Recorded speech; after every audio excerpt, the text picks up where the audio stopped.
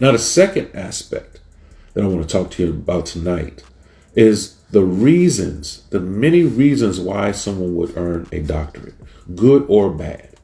So, and we'll tease them out. In some ways they're kind of good, in some ways they may be bad for people, but I want you to think about them as we go. I have three main reasons why people pursue a doctorate. The first is some just want the credentials. Some just want to say that, I have a PhD, or I have an EDD, I have a doctorate. Some people just enjoy the aspect of saying, I am Dr. So-and-so. Those are credentials. They don't necessarily say you know anything or specialize in anything. We assume that if you have done this doctorate, you specialize in at least one topic. But some people get the doctorate because they want to add letters to the back of their name or letters to the front of their name. Now, is that a great purpose or reason? Maybe not always. Hopefully along the way they learn something, and that while that may have been their original purpose, they grow and their purpose grows. Purpose is more evolution. So you may come in thinking, I just want to get the doctorate. I just want to finish this and be Dr. Such and such. You may even change your Facebook name to future Dr. So-and-so, or Dr. to be so-and-so, or, whatever you may try to put on your Twitter or your Instagram, things like that, just to motivate yourself, just to make sure, let people know you're on this journey and you're on the way. However you do it, great.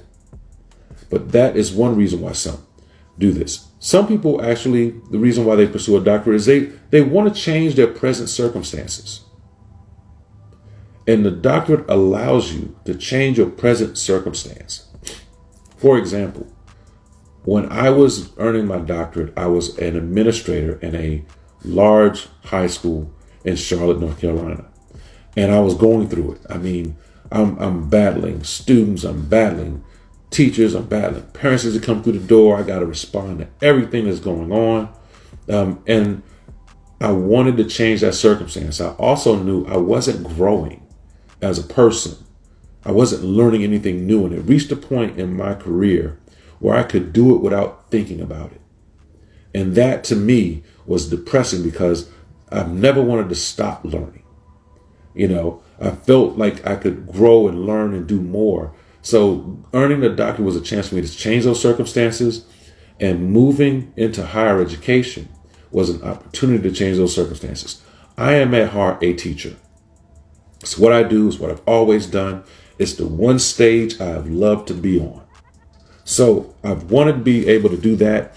And this doctorate allowed me to actually move to another stage. Moving into higher ed as a faculty member was incredibly life-changing for me. It allowed me to create more. It allowed me to be back in the classroom and teach. It allowed me to also help others who wanted to do the exact same thing.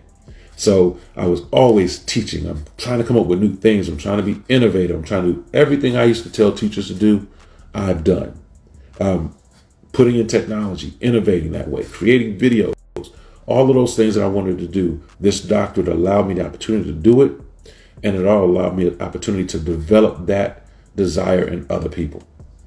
The third reason why people may pursue a doctorate is that they want to be an expert or pursue expertise in a particular field. In the doctorate, as you earn your doctorate, become Dr. So-and-so, you don't have to know everything, although people think you do.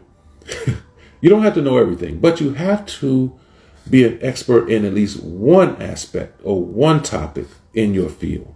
And oftentimes people come into a doctorate because they want to be an expert in their field. Now, that could be good or bad, because are you expected to know everything in your field? If you are becoming a doctorate in economics, are you expected to know everything and be an expert in everything in economics? You shouldn't be. You should specialize in at least one thing, but have workable knowledge, or at least the ability to grow in a particular area if you want to pursue it. Like once you learn how to learn again, you can specialize in anything you want to, just giving yourself the time to do it. So you may not walk out of your program knowing everything in, let's say, molecular biology, but you know how to learn. You know how to actually get the materials that you need to conduct research and learn more in the field and become an expert in another area. So once again, it makes the learning more evolutionary than stationary, right? So that is another aspect of why people pursue the doctorate. So that's number two.